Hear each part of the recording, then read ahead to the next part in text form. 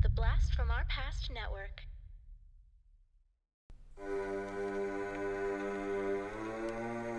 Supernatural, Halloween, exploitation, slashers, and everything in between. Welcome to the Podcasting After Dark Watchlist, the show where a guest chooses a topic and the hosts, along with the guest, discuss their top favorites. Light a candle, hide your Ouija board, and enjoy the Podcasting After Dark Watchlist.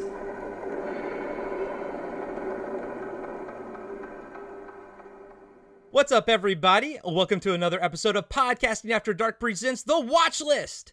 And this time I have my buddies Dean and Alex from Return, Revenge, Resurrection, the podcast that slashes its way through horror franchises. And also, by the way, my favorite horror podcast out there. And this episode, we are going to be talking about our favorite slasher sequels. And I think we're going to have some fun picks on this one. But Alex and Dean, Alex, you first. How's it going, buddy? Yeah, it's going great. I'm so excited to be here. Honestly, I'm a little pissed. We've had you on our show, I don't know how many times now, and this is the first time I'm on your show? Yeah. You know what? Okay. Blame Wow. Zach. Blame Zach. Oh, It's so very Zach hard to doesn't schedule. like me. Okay. All right. Yeah, Zach hates you. No, I'm just kidding. Hey, I get it. Listen, hold on. You'll never have to explain to me if you hate me. I get it. Okay.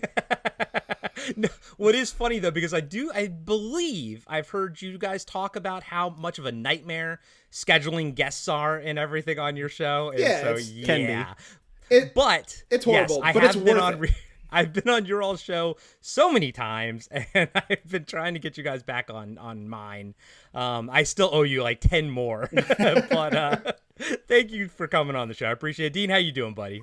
I'm doing great. I'm happy to be back on the show. That's right, Alex. Oh, there you go. I'm coming Hey, back on the show. I think we know what the common denominator here Yeah. is. Interesting. Okay. I've done a couple watch lists in the past. This was before our podcast started, so that's probably why. But I believe I did a podcast. I did a watch list about armor. I think top five armor in movies. Yep. And I believe the other one was top 5 80s R-rated action movies. Okay. Yes. And that was fun. Woo! Long time ago. I think it was like 5 years ago or something. Lifetimes ago. Yeah. Yeah. Well, that was before I got involved and my stink rubbed off on you. And like, we don't want Dean on the show anymore. Yeah, great to be back. So, guys, tell everyone out there about Return, Revenge, Resurrection. Like, how did you guys come up with the concept of the show and everything like that? And basically going through every horror franchise, you go through them from the first movie to the last movie, all in order, which is what I think is super, super fun about the whole thing. But why'd you come up with that one? Are you guys big horror fans? Oh, yeah. Well, when it started, Dean was just starting to get into horror. And I think that it was sort of his excuse to watch all of these movies. Okay. Yeah. And like he's getting into it and he wants to talk about it. You know, when you discover something for the first time, you're like, oh my God, I want to share this with everybody. Like my experience, I want to share it with everybody. So I think it was partially that, but also Dean and I, this is our, fourth? I think Fifth? What else? We've done too many shows. Fifth podcast together that we've done. We both agree that this is our best. All right. I think we're doing our best work right now. And it was really just, I think we love horror movies, but kind of above that, I love talking to Dean. All right. So like, it's great that we get to talk about horror movies, but we could kind of talk about anything. Yeah, that's sort of how it went when I got into horror movies. I was just like, we didn't have a podcast going at that time. We had a couple of them in the past, just never quite found the thing that could sustain us, the thing that could keep us going. And as soon as I got into horror movies, I'm like, all I want to do is talk to Alex about horror movies. I know he's been a big fan of horror movies his whole life, and I've never been able, that's like one thing I haven't been able to talk to him about because I've never watched them. I've never really been into them. So as soon as I just got into them, I knew we had to start a podcast. And yeah, it's been our favorite podcast for sure. There's no end in sight, I don't think. No. Yeah, I mean, I love it. You have your podcast that you listen to on the very first day when they drop, like right when you wake up in the morning. Return, Revenge, Resurrection is one of mine. So is Talking Back as well. So Dean is pretty much in my ear all week long, and so is Alex. But you guys bring a great dynamic to the show, and I love the hook of like Dean kind of being new to this, but Dean, you're like consuming horror movies like out just like crazy. Like Yeah. sometimes I even think to myself, it's like, man, I wish I didn't play as many video games and like I could actually watch as many movies as you guys do. But I do love the idea of going through an entire franchise. And I know that it has its problems, especially when you get into some of the weirder movies, but that's what's fun about it, you know? Well, it really is an excuse to watch things that we wouldn't normally watch. We just covered a couple months ago the Ju-on franchise. Yeah. And that was one that I had wanted to watch forever, but just, I needed that excuse, okay? And the podcast gives me that excuse to watch movies that I just haven't gotten around to yet. But the initial, like, concept for it, Dean, do you even remember, like, why did we pick franchises? I mean, we both love franchises, but we picked franchises because when I first got into horror, I wanted to watch all of the Halloween movies, all of the Friday 13th movies, and all of the Nightmare on Elm Street movies.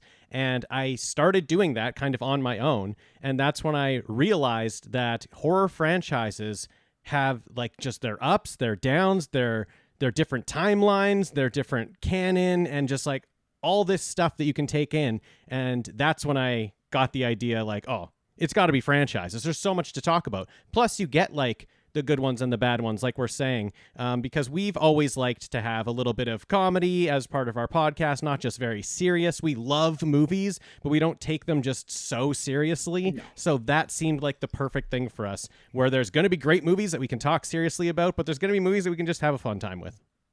Yeah, and honestly, like the Ju-on ones, like I'm probably never gonna watch those, but I loved listening to your all's, discussion about them and everything like that. So even for, franchises that I'm not gonna ever see, it's still fun to listen to you guys talk about them because you still bring so much knowledge to the table, both of you.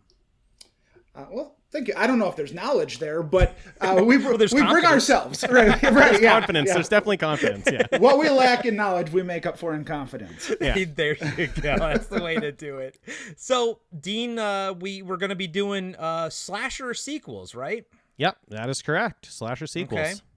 Okay. We have, and I kind of found it a little bit difficult to start discerning. I was like, because at first my brain just immediately went to like, oh, cool, yeah, Return of the Living Dead Part 2, love that movie. I'm like, wait a minute, that's not a slasher. Okay, what about Hellraiser 2? I love that movie. I was like, wait a minute, that's not a slasher either. So I was like, ooh, it kind of became a little bit interesting to try to narrow down my picks. Yeah, I mean that makes sense. I think I have maybe one on this list that maybe is a stretch for slasher. A little wiggle room. There's a little bit, I think. I think that you can expand a little bit on it because there are things like if you talk about Nightmare on Elm Street, that's got to be a slasher, right? But right. Nightmare on Elm Street is about dreams. It's about things that aren't really happening. So you could think it's supernatural, but I think that definitely falls into slashers. So I think slasher's a little bit outside just like a guy killing people with a knife. Yeah. But Dean, I'm looking at your list because I happen to know your list already. Oh no! All of those are slashers. Yeah, it's the one later. The one later that we're going to talk about, I think, is maybe a stretch of a slasher. That's a slasher. All right, fine. That's a slasher. Yeah, so we're gonna do. We're all gonna pick 3, and then we're gonna have one dishonorable mention, one that sent maybe the franchise into a direction you don't like, or maybe it killed the franchise. But we'll talk about it. You know? Yeah. Now, Dean, I think it's safe to say that when it comes to like horror subgenres, slasher is our favorite. Yeah, we definitely. love the slasher subgenre of horror. That's probably the one that I'm most well versed in. And I think it's because like there is something so special to the slasher. You can have the serious slasher where you watch it and it's very tense. You're anxious as you're watching it, either because you love the characters and you don't want to see them die, or you just imagine yourself in that situation. There are scary slashers out there, but there's this whole other set of slashers that, and especially it came about in the 90s. I think we lost this part of it for a while. It's coming back a little bit, especially if you've seen like Heart Eyes that came out. I was just gonna say, have you seen that one? Yeah, so I think we're gonna come back to it, but there's the fun slasher, all right? Yeah. The one that you watch and it doesn't have to be a good movie, but it's a fun movie. Yeah. You just enjoy watching it. You're laughing at the kills. All right. There's the movies where you're not laughing at the kills. All right. And then the ones where you are laughing. And I love both of those equally. Yeah, I'm with you guys. Slasher is my favorite horror genre. And then even a subgenre of a subgenre is I love Christmas slashers. Right. Oh, So, yeah. Yes. it's funny because it's like, like you said, the slasher genre, it's almost like the Western genre. You can make a Western a comedy. You can make a Western a horror Western. You can make an action Western, so it's like a broad topic, a broad genre, and you can break it down. And yeah, I love slasher movies. I mean, I like one of my comfort films is like, Friday the 13th part 2 and 3. I'll just pop them on at any point in time and just, fall asleep to them. They're like my comfort movies. Real quick, I think maybe we should set a baseline. And now I want to ask you guys, Alex, who is your favorite slasher? Michael Myers. Okay. Dean?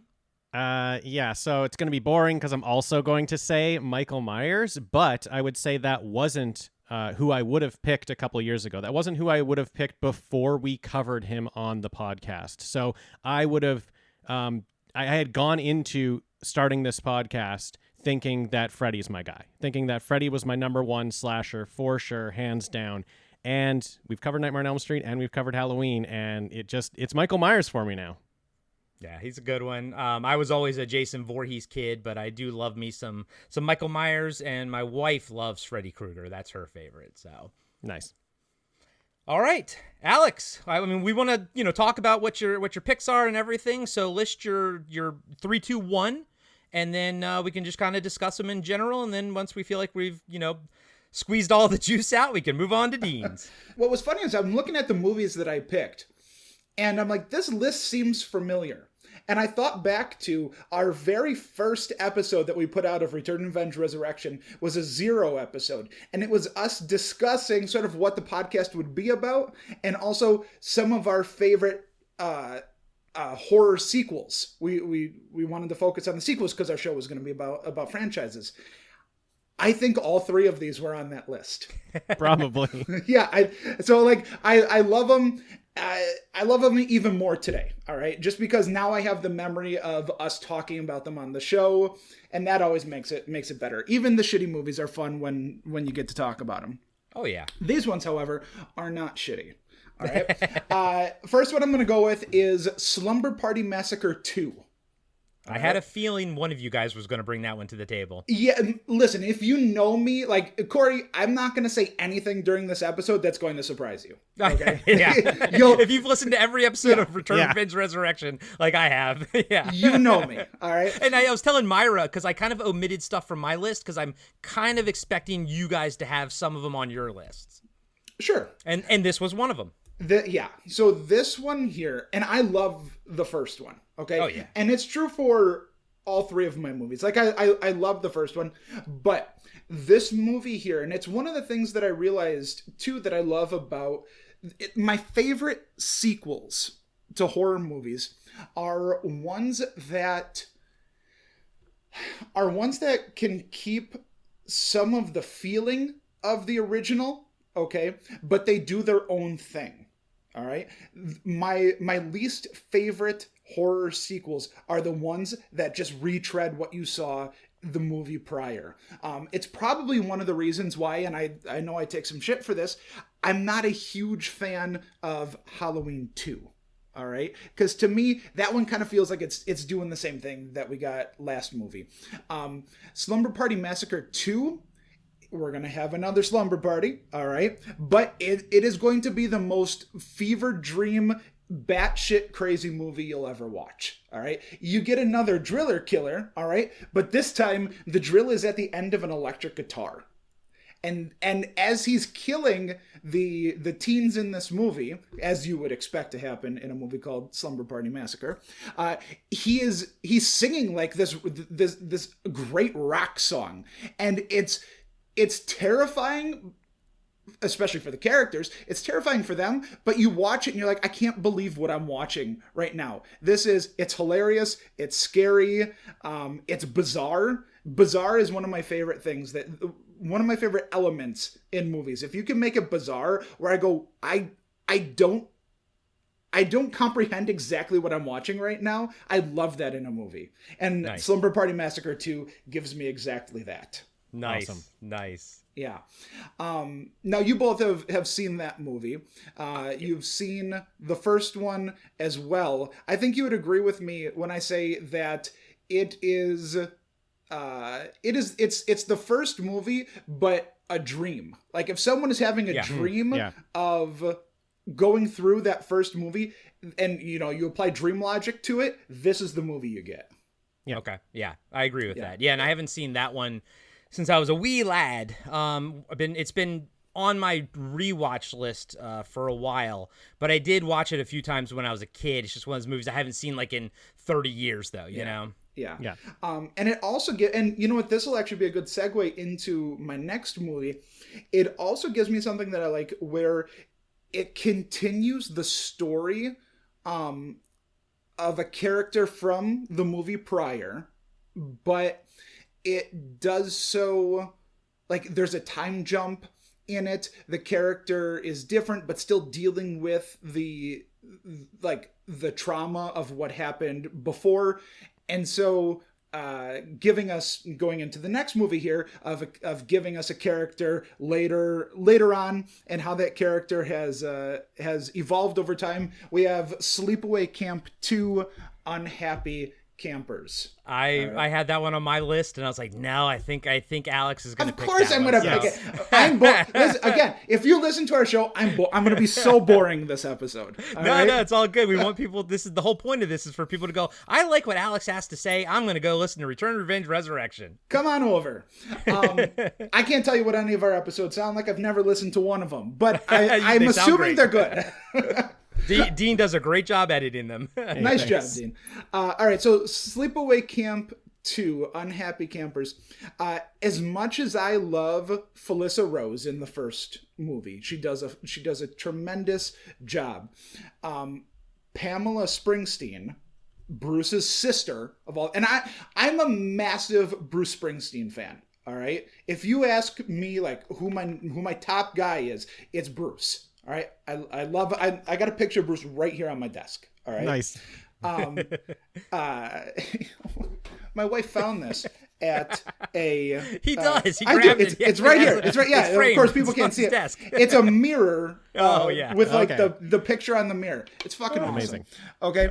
I'm a massive Springsteen fan. So then when I found out that it was his sister stepping into the role, it blew my mind. Her, Angela, is so much fun. There's this dark, sick humor to the whole thing where she doesn't go into a situation wanting to kill the person, but if they do something that breaks her rules, well, they gotta pay. All right, they gotta die. And it's one of those things where it's just where it almost becomes like tedious having to kill these people for her.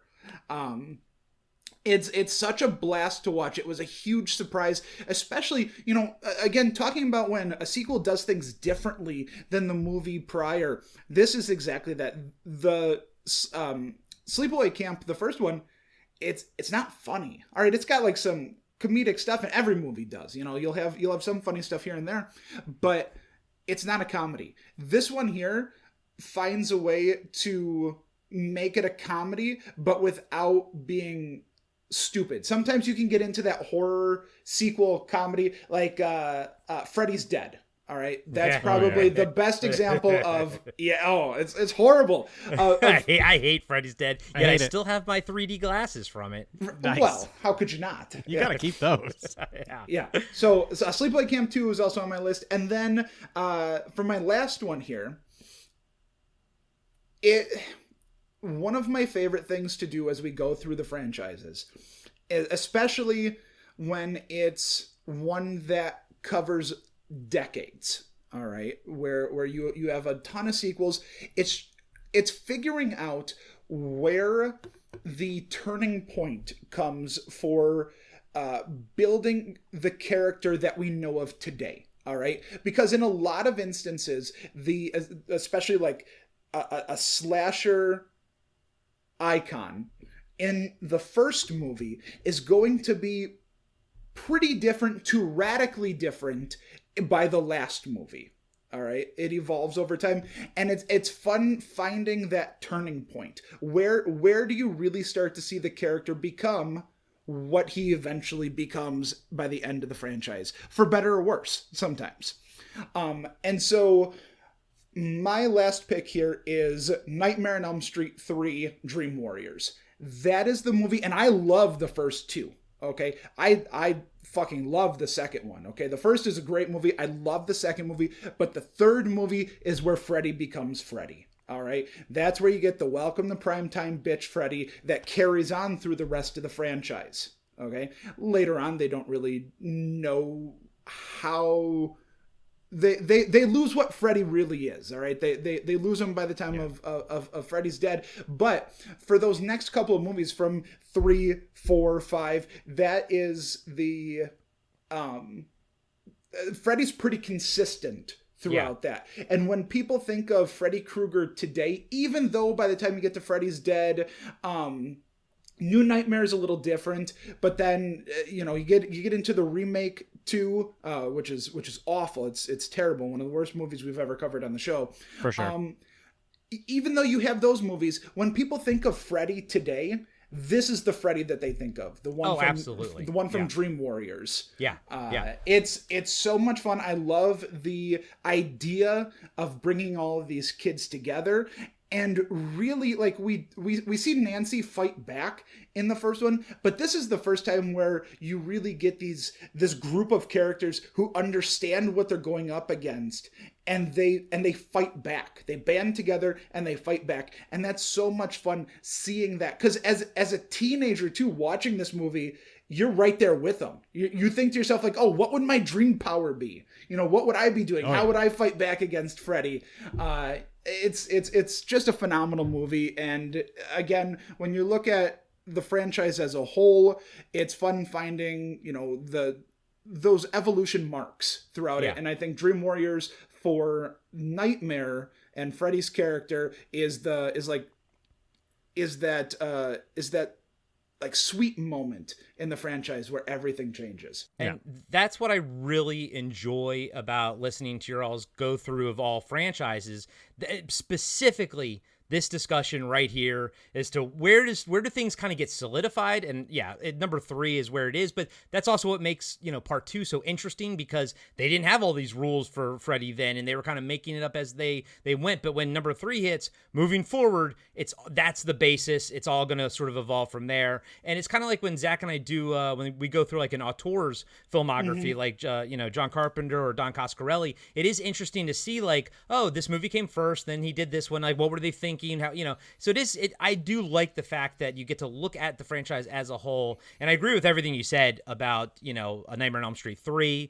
That was also on my, I have so many sticky notes lists that I scratched through. I was like, no, someone else is going to pick that, I'm sure. I think we would have been skewered online if one of us didn't pick A Nightmare on Elm Street Part 3, because I do think that is one of the quintessential like best sequels, like the example of a sequel that is just firing on all cylinders and really doing everything you need to do for that franchise and for that character and everything. And looking back on it, hindsight 2020, it's like that's Freddy. That's the Freddy that we all know and love. That's peak Freddy pretty much, because I think he kind of goes downhill a little bit after that.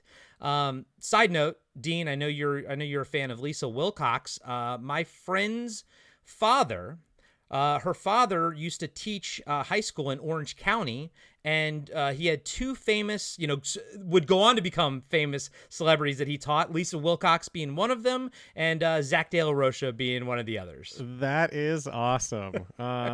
That's great. I love Lisa Wilcox. I love when we move into Lisa Wilcox movies.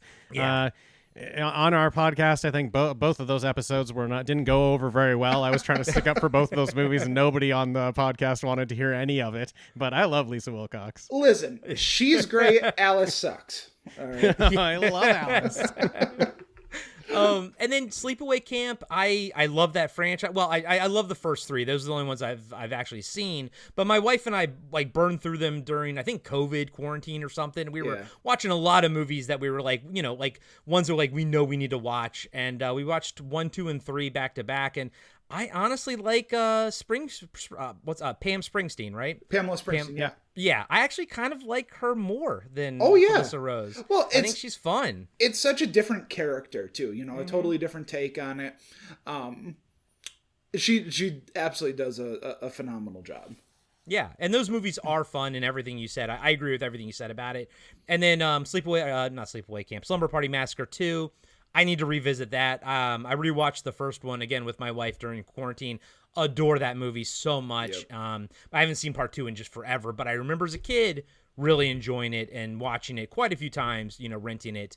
But it's so funny because you have these memories of these movies that you would like watch like a bunch in a very short amount of time, and then you haven't seen them in like 25 or 30 years or something, Yeah, for sure. I like the idea of watching, especially the 3 movies that I brought up here, watching those when you're younger and then stepping away for a while, because it does turn into that like, did I watch that?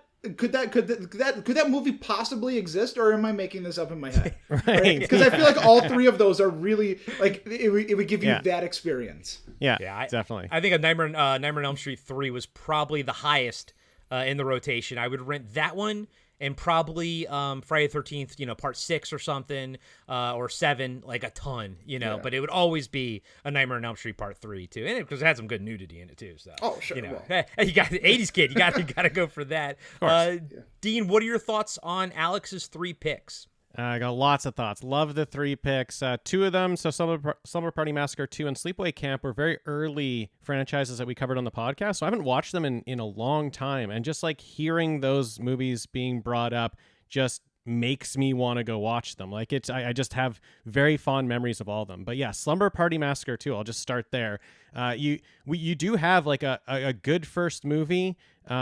With like a kind of a unique type thing with a killer. Not unique, like there are driller killers out there for sure, even before this, but it's just different than the knife guy. It's the guy going around with a drill killing people. Okay, that's interesting already.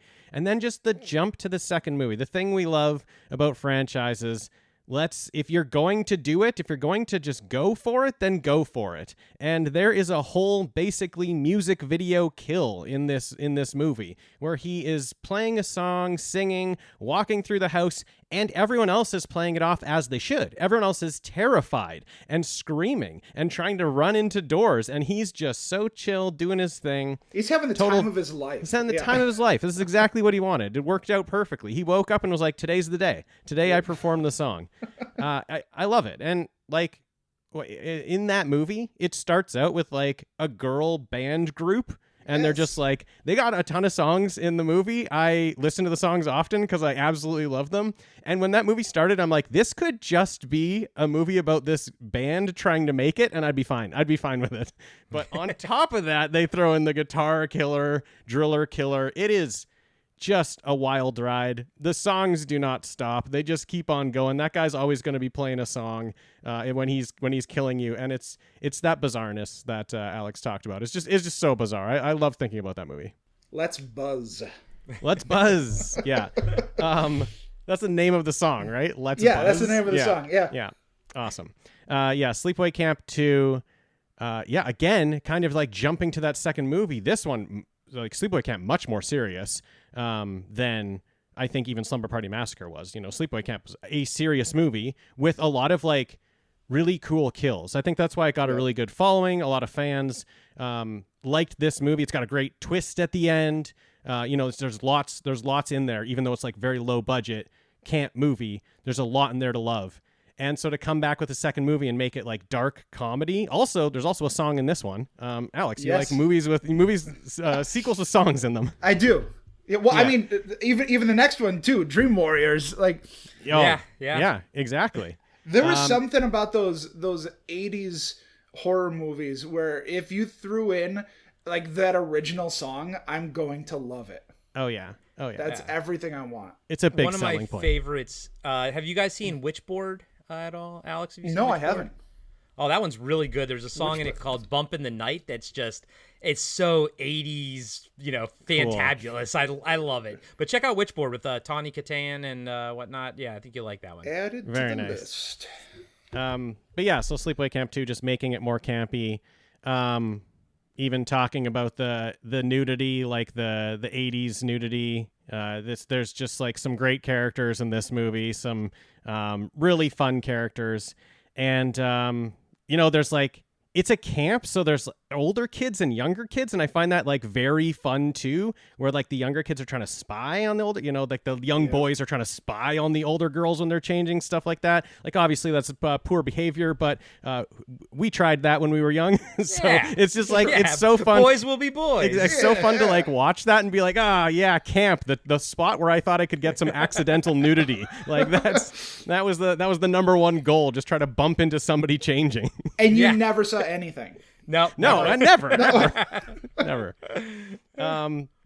So love that pick too.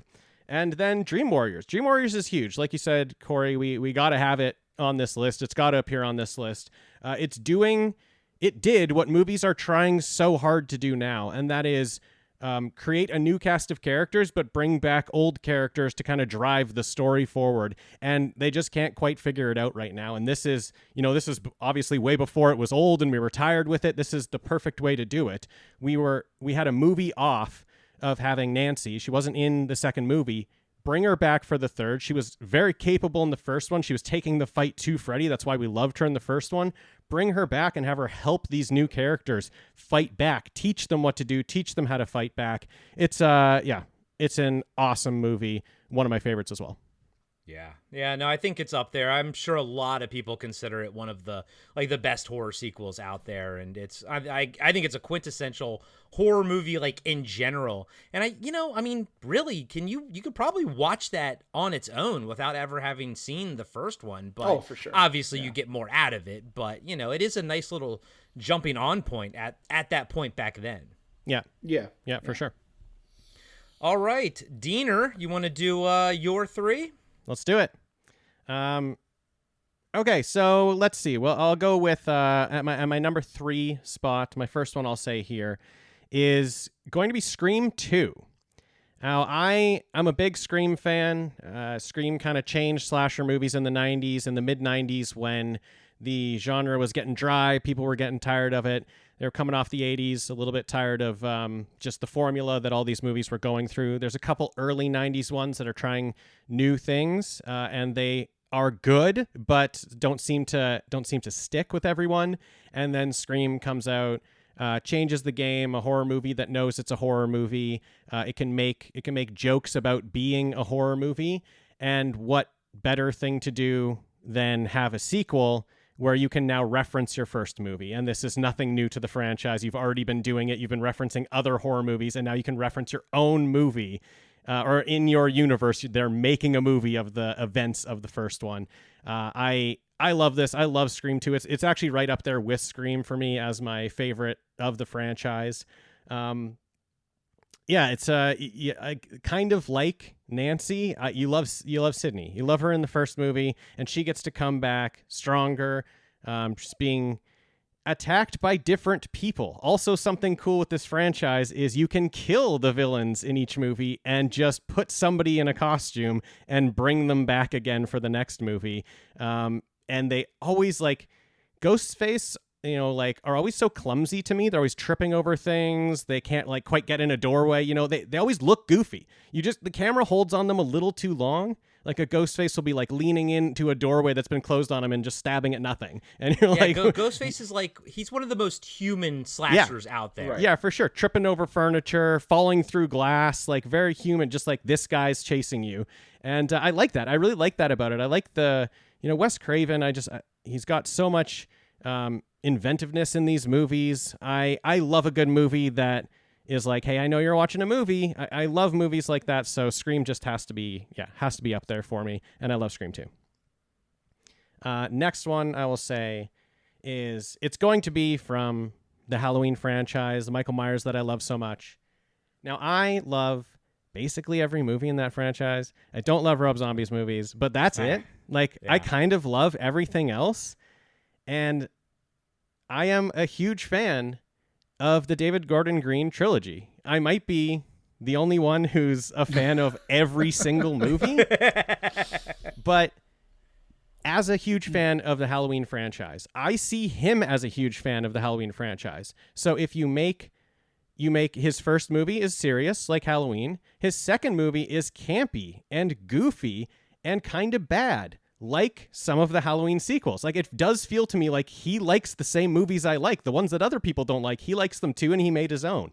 And then the third one, with just very, very strange, supernatural kind of things happening, a different killer in it, all that stuff, again, feels like a Halloween 6. It feels like a Curse of Michael Myers movie, which I also love. So to me, the whole trilogy is great, and I think he's a huge fan. So the one on my list is Halloween from 2018. 2018, okay, yeah. It's my favorite one. That was on one of my short lists as well to put on there. Yeah, it's my favorite one.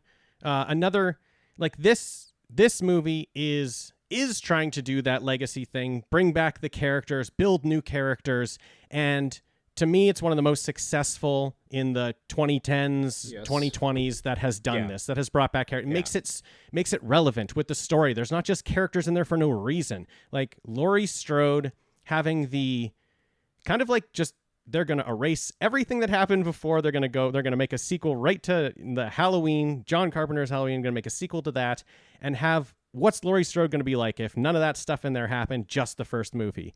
And she is, she's responding to this trauma by being prepared her entire life. There's been so many years in between. She's a grandmother now, but she's still badass. She's still prepared. She's telling everybody they need to be prepared, and they've been hearing it for years. So by now they're like, nothing happened. Nothing has happened since then. Get over it. And you can't really tell someone who's had trauma to just get over it. And you just love it in this movie when she's right. You just love it when she's got to gather everyone together, bring Michael to her trap. It's not a cage, it's a trap. I think it's this movie is fantastic. I think it's after watching all of the Halloween movies and then getting to Halloween 2018, it's going to be a sequel to Halloween. I couldn't have been happier with what I got. And then I had fun. After that. So, I really like this one. Okay, and what was your number one? Number one, last one on the list. It's coming from the Friday franchise because I do. Ice Cube franchise? I do know. Friday the 13th. The Ice Cube. It's next Friday. Yeah, next Friday.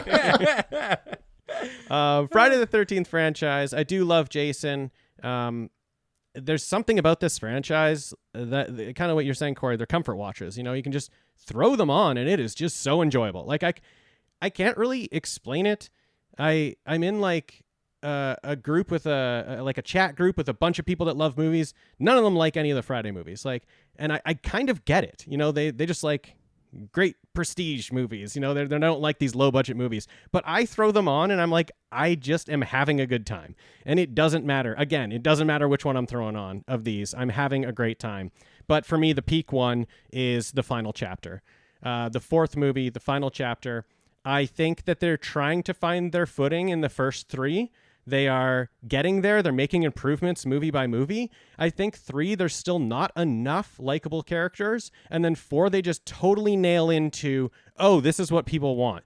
They want the teens, the young adults to be just having fun. They're on a vacation. They're all hanging out. They're swapping partners. Like, there's just drama happening. There's like, we want to watch all this stuff happen while Jason is walking through the house and killing people. Like, that's what we want. You made those characters that we love, but we still know what movie we're in. And I think, they called it the final chapter. Maybe they thought they were done, but this shows you, this is the turning point of the franchise. There's more movies because this one's so good. And I think it's because they perfectly locked into that formula. And I think there's some really good ones after this, even. I think 5 and 6 are good. I like 7 and 8 as well. I think that they just keep it going from here. My favorite ones are actually in that chunk. While I think the first one's great, the second one's great, I think the middle is kind of where my favorite is, and this is where it starts. You got Crispin Glover as the dead fuck, the dancing, the dead fuck. You got twins. One of them was switching partners around. She just wants to get laid, and the other one just wants to get out of there. Like, it's just fun stuff. You just have a fun group of kids. You got like the kids are staying at a house, but there's neighbors at the other house. Tommy Jarvis, little kid, watching two people make out shirtless across the street and just losing his mind. All this stuff is so great. This is the comfort. This is the comfort watch. This is the one I want to throw on when it's like, I just want to chill out and have a great time. It's the final chapter for sure. Yeah. As much as I love the final chapter, I hate the final girl in it. I hate her, whatever, the older sister, because she gets her boyfriend killed, or the guy, Totally. When he goes down to the basement, Absolutely. and then she doesn't even like make use of like his death. She's like, oh, let me go back and check on him. I'm like, bitch, he told you to run. Yeah, I hated her so much, but I do love part 4. I totally agree with that. I think her name's Trish. Trish the dish. Yeah, I totally agree. Like but that's why you got Tommy in there. I think that's why it's like that's why you got two people surviving at the end, because it can't be just her. I think they know it can't be just her. Yeah. Oh my God. And then like, man, like he's brutal in that one. Like he kills like one of those two twins by just like throwing her against the house, type of thing. Yeah, and, like, he smashes one against the house. The other one he throws out a top window, and she lands on the car, and all the windows burst out. Great stuff. Like his first kill in the movie, he slits someone's throat and then turns their head around. So already you're like, whoa, that's really gory. We thought we were gonna stop at the slit, but then he just like twists their head around. It's awesome. Yeah, that guy went on to play a rabbi on Seinfeld. The guy got his head turned around. But I'm happy that Freddie made it. Your second one was Halloween 2018. I love that movie. I was jazzed for it. I felt like it met all my expectations. I very much enjoyed it. Don't quite love where that particular trilogy goes, but whatever. That can be a discussion for a different time, but for the 2018 movie by itself, I love the chance that it took of being like, look, we're going to erase everything else around it, and we're just going to take the first movie, and this is a direct sequel to the first movie. I was like, very cool concept. That's really freaking cool. I love how Michael Myers is portrayed in that. He's brutal. He's big. He's mean. He's beefy. He's everything I want Michael Myers to be. I love Jamie Lee Curtis in it. I think it's a great movie. I think it's a lot of fun. Great kills and really cool film. Scream 2, I'm not the biggest 90s slasher fan. I'm not actually a big fan of Scream in general. I've only ever seen the first 3, and I don't quite love them. That being said, I've been wanting to go and actually watch the entire franchise because I hear the newer ones are actually pretty cool and everything. So I've been really wanting to and revisiting it, but like, I don't know if it's just like, so the 90s, I was like in high school, and like, and we know that like slashers in the 90s were kind of neutered a little bit. They were neutered late 80s and into the 90s, even Friday the 13th, part 5 and 6, got neutered and everything by the MPAA. And I just felt like by the 90s, all the slashers just had this Dawson's Creek look to it. Like they didn't have like a cinematography look. They looked like TV shows. And so I don't know what it was. And I just wasn't into them at the time. And I don't really go back to 90s slashers that much. But again, that being said, I would like to revisit Scream as a whole. Because, at this point, it's been going on for so long. Obviously, it's doing something right. Obviously, people are liking it. I kind of feel like the fault is on me for this. Like, it's more of a Corey thing and less of a Scream thing, And I do know a lot of people like... And if I was going to take one, I do actually like Scream 1. But I kind of like... I like the director's cut. I like when the gore is put back in, because I remember I still had a subscription to Fangoria, and I remember in the first movie, her boyfriend, Drew Barrymore's boyfriend, in the outside, like his intestines were like hanging out, and I saw the pictures of it in Fangoria, and I'm like, cool, I can't wait to see it. And then you see in the theater, and it was, kind of just chopped and really quick. And I know that there is like an unedited cut or whatever, and that's the one I would prefer to watch. It's just because I felt like the kills were just so bland, but I think that's more of the MPAA's fault and less of like Wes Craven and the filmmaker's fault. But but I still think that was good picks. And honestly, I was talking to Myra before, while we were eating dinner and before recording, and I was like, I have a feeling Dean might bring a Scream to I actually thought you were going to bring I Know What You Did Last Summer Part 2. I'm amazed it's not here. Yeah. Right. I thought about it. So this is what I was just about to bring up, that like I love late 90s movies and like right on the early 2000s horror as well, because Alex and I talked about this on a different podcast, that that's when I was like 13, 14 years old.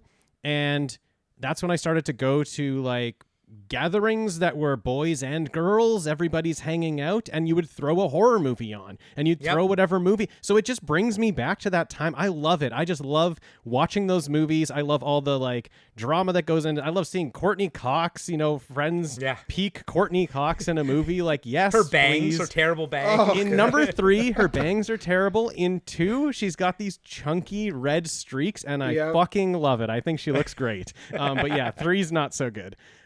So like I just it brings me back. Nostalgia does play a big part in like my feeling in watching movies. If it can bring me back to like a good feeling, that's all I want. That's all I want out of a movie. So a lot of those late 90s movies, like I Still Know What You Did Last Summer, a movie that I understand is awful, but I will watch it any day, anytime. I absolutely love it because that was me as a teenager hanging out in someone's basement, trying to flirt with a girl or something. Like that just brings me back to that, and I love it. Alex, what are your thoughts on Dean's picks? All right, well, let's start with Scream 2.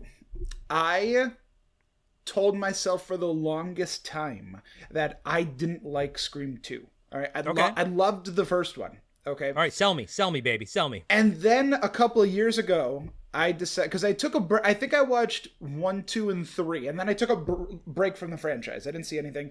And then, what was it?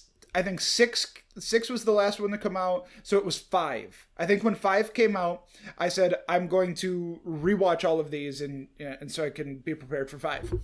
And I watched the first one, and again, I love it. I can go back to that one all the time. And I get to the second one, I'm like, oh, shit, I'm not looking forward to this. I don't think I like this movie. And then I watched it again, and I'm like, oh no, I love this. All right, I am so into this. I'm a huge Laurie Metcalf fan as well. Yep. So anytime she shows up in something, I'm excited. I always like when you have these high school kids and then they go to college, like in the next one. Yes. It's going into college. There's something about them going into college, like even when you go through and watch Boy Meets World, all right? Yeah, those later seasons aren't as good, but when they go into college, I love that new dynamic. All right, it's the kids really figuring out who they are as people, because you learn that you're trying to figure that out as a high school student, but then really when you get into college and you're out on your own, that's where you really develop like who you'll become as a person. Okay, and so it's seeing their interactions in this movie away from the comforts of family. They just have each other to rely on here. They have other people to rely on in this one are people that they may have just met coming to college. You watch these high school movies, horror movies, and these are people that you've grown up with forever, okay? And then you go to college and it's like, oh, it's your roommate. Like, you don't know that person as well. It's a whole new dynamic. So I really appreciated Scream 2 when I watched it. I've probably seen it, I don't know, maybe 4 times total in my life, but this last time watching it, I was sold. It clicked for you. Okay, I need. And that's the one with Timothy Olyphant was one of the villains, right? In that one. Yeah. Mm-hmm. Okay, yeah. I think I only ever saw it in the theater. I think that was it. I was just so I need to revisit it. Okay, all right. You sold me, Alex. You sold me. Yeah, that was a good point you made, Alex. Like, it's very underrated that they went to college. Like, that's such a good idea because for a sequel, because in the first movie, so many people died. Like, if you just still live there and you all live in that community and go to that school, like, that school is going to be grim. Like, that's not, like, we can't do it again. We can't go back there again. We go to college. We have brand new people, but we have the same players in there from Woodsboro are still, there at the college, and Ghostface is coming after Sydney there. But you got new cast, new people there, people you just met. That's it's just a great way to get that new cast in there. Yeah. And I will say, you guys mentioned 90s horror.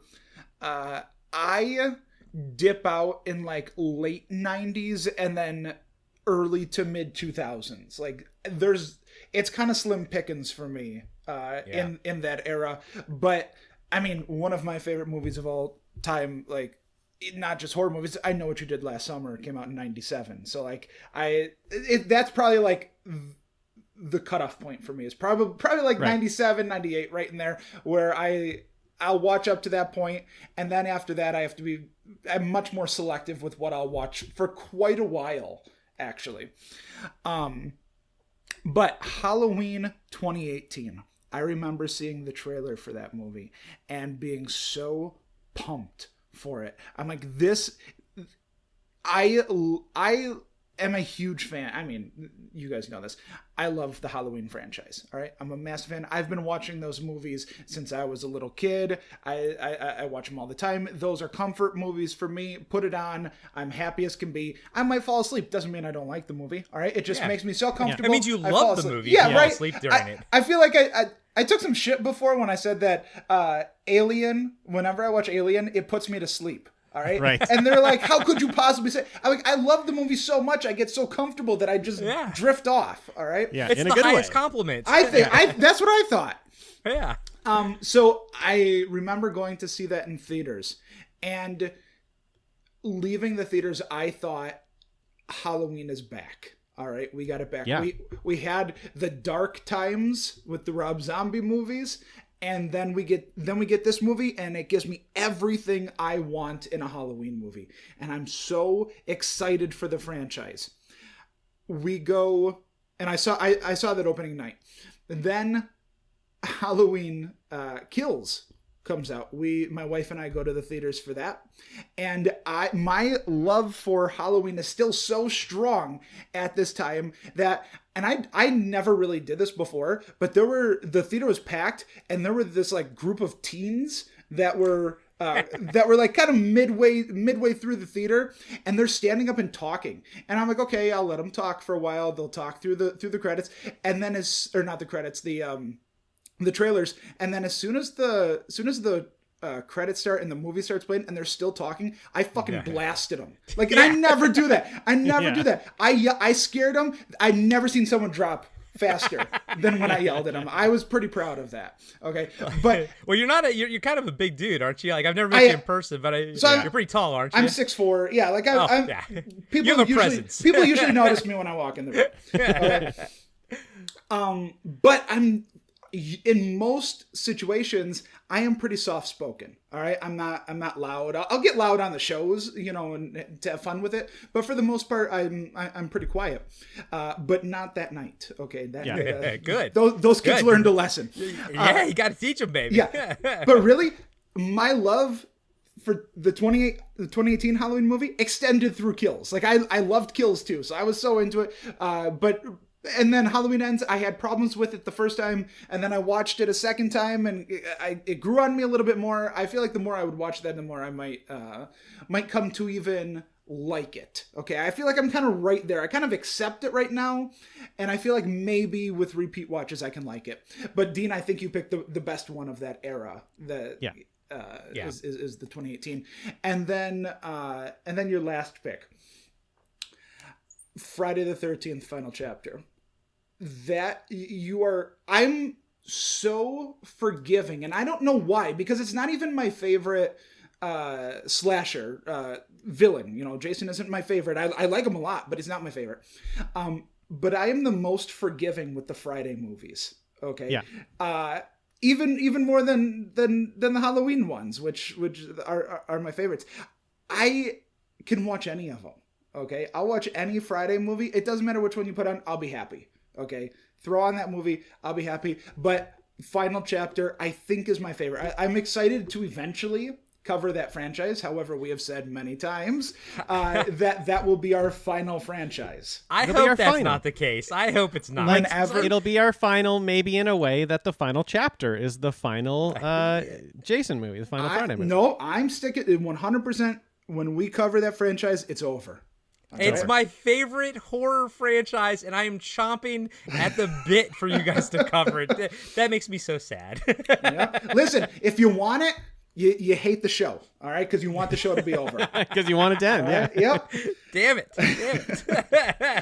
But yeah, final chapter is so much fun. It gives you like everything really that you want out of the Friday franchise too. I think, just like with Dream Warriors, I think final chapter really is like that peak Jason, all right? Is that turning point too. Like, you get the first movie and you know, of course, we all know this. People in the horror community know this, but you talk to, you know, Joe Schmo on the street, they'll tell you that Jason was the one doing all the killing, even in the first movie. Like they don't remember that it was the mom. Spoilers. And then the second movie, you have the sack. All right, you got the sack, Jason. Love the sack. Well, I do too. I love do the sack. too. I do too. But I It's my feel favorite like look. the third movie is okay. But then final chapter, I think, is when things really start to click. That's like my Jason Voorhees. Yeah. I love part 2 like I love Nightmare on Elm Street part 2. It's because, like, again, they didn't have like all the rules solidified, right, and right.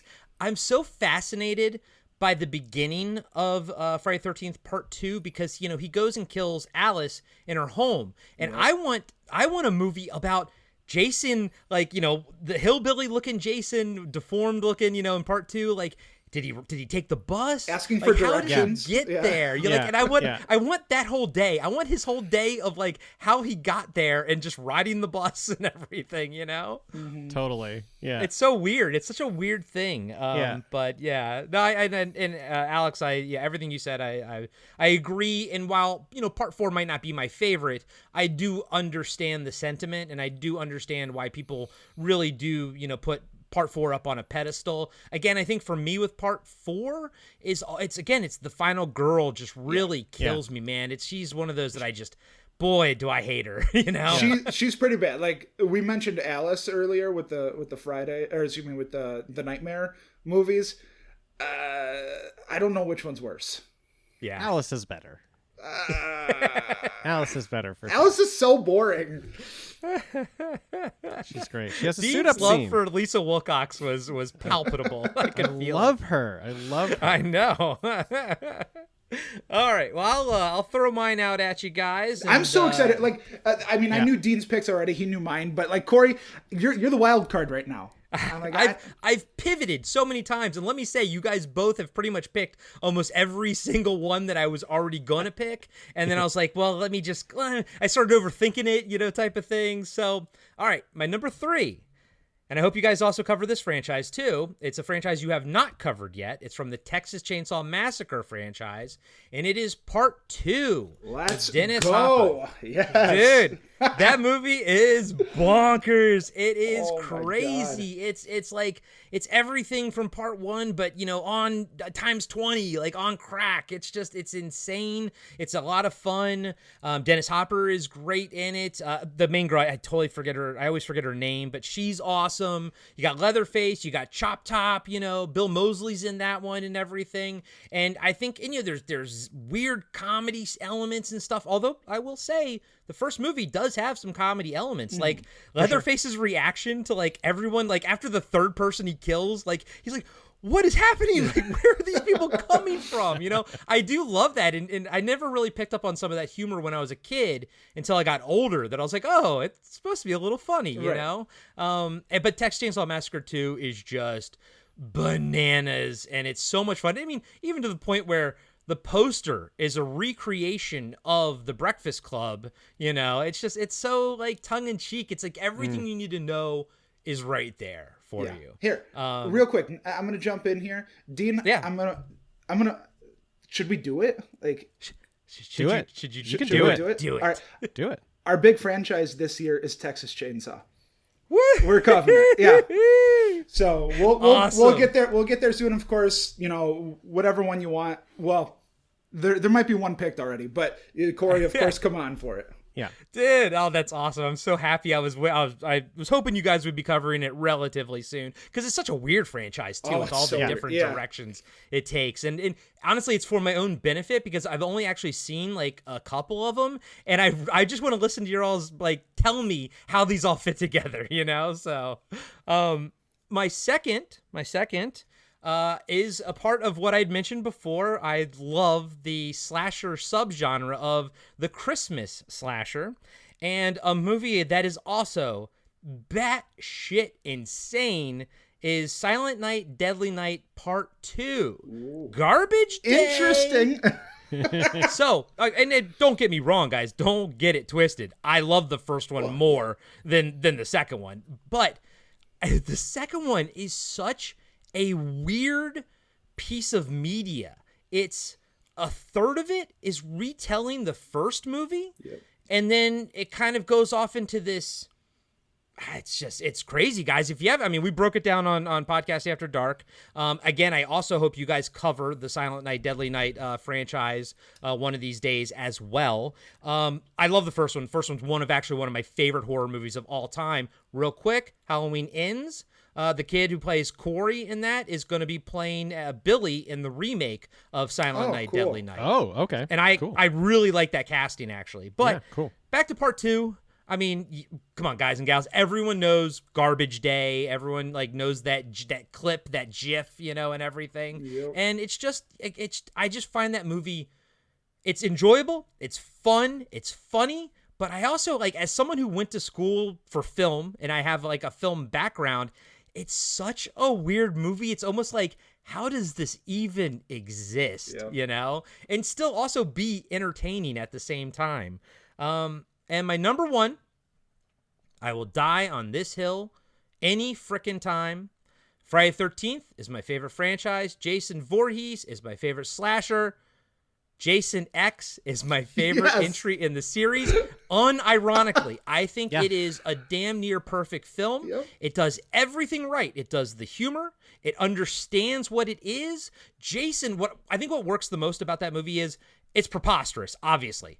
But they treat Jason seriously. And even when he gets turned into Uber Jason, there's nothing ever comedic about Jason himself. Right. And I think that's what really works about the film. I also because of course you also have to go into which version of visually do you like of Jason. I like in the movie there's 2 versions. There's the Uber Jason cyborg one, and then there's that pre look, and I actually really like that pre look. I think he looks really cool.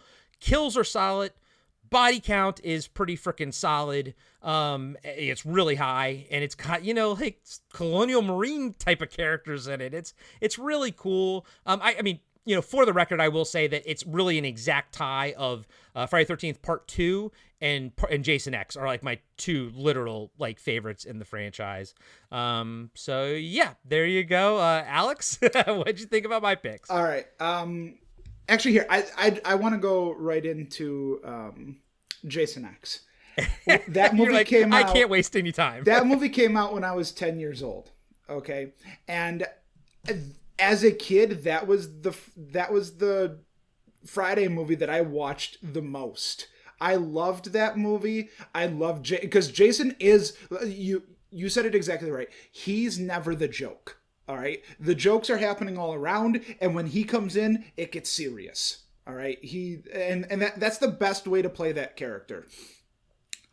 He is so imposing in that movie. He is a force. I love that it is a scenario similar to camp where you're isolated. All right. There's nowhere to go. No one else around. This one you're stuck on a ship. All right. It's a great premise. I mean, it's gotten to the point now where it's almost like that's the joke. Eventually, the franchise goes to space. All right, Leprechaun in space. Yeah. Eventually, we get there. But this movie is so much fun, and I mean, okay, talk about nudity. 10-year-old Alex watching this movie, I'm like, oh my god, here we go. Okay, and how they incorporated it with the VR thing. Yes, and the girls were and they had the hair looked like they were from the 70s and the 80s. It's perfect, And him swinging the girl in the and the fact, just the cutting, the editing just cuts back to it. He's just she won't die. I lost it. That movie's spectacular. I'm so happy you brought that up. Then Texas Chainsaw. You're right. That is such a weird franchise, but I love that second one. Okay, that second one it's really weird, and the whole franchise is weird. It is. Leatherface is such a strange character. When you look at the pantheon of slasher icons, I feel like he doesn't get the respect that's deserved. So I'm excited to cover that franchise and throw a little respect towards Leatherface. Put some respect on that name. Come on. And then the Silent Night, Deadly Night Part 2. I remember watching that for the first time and going, wait a minute, I've seen this already. All right? Because again, it is the first third of the movie is Yeah, just it's not a even like 10 retelling. minutes. It's like a third of the film. And you know what? We just had that in the Ju-on franchise. All right? Yes, yeah, That happened again. And it's so weird. And like, I get it, but when I'm watching them all together, like if I go from the first one to the second one, I'm like, oh, okay, I don't need this, and you can skip forward. Yeah, you just watched it. we talked about this when we were talking about that franchise. I loved that movie, that second movie that like the Ju-on franchise, that second movie that retells so much of the first movie. I think it made the second movie even better to have that context of where we were going to go. So I love that second movie by itself. And then when we went to rank them, you have to keep in mind that it's part of a franchise. So when you go from the first movie to the second and you watch 30 minutes of the same thing you already watched, You can't do it. It can't rank high. Like you just can't. Behind the scenes here for our show, we discussed when we were planning out our year, because for the first time ever, we've planned out our entire year. We used to just go franchise to franchise. Yeah. We planned out our year. We were going to cover Silent Night, Deadly Night, around Christmas time. We were going to plan for that. And then we saw there are 6 movies in that franchise and went, maybe next year. We just actually couldn't fit it in because we had something we wanted to do right before and right after. And so we thought just off the top of our heads, there was there's like 3. Yeah, there's like 2 or 3. So we'll Right. be able to throw that in there. And then we're like, oh, there's 6. Okay, No. never mind. It's not going to fit. Maybe next year. Yeah, good picks. I like those a lot. Nice. Yeah. Dean?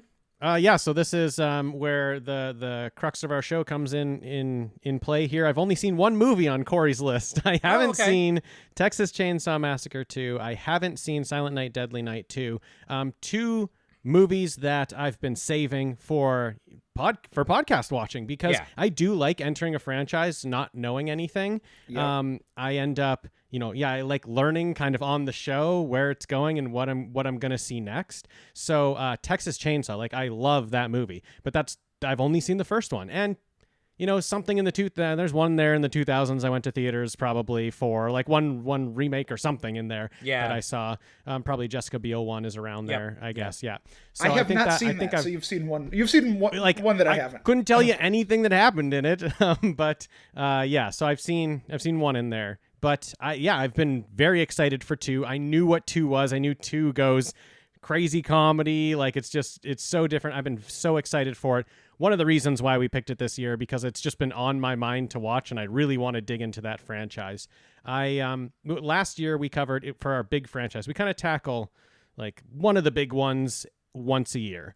So last year we did Child's Play, and I wasn't super excited to get into Child's Play because I didn't know much about it.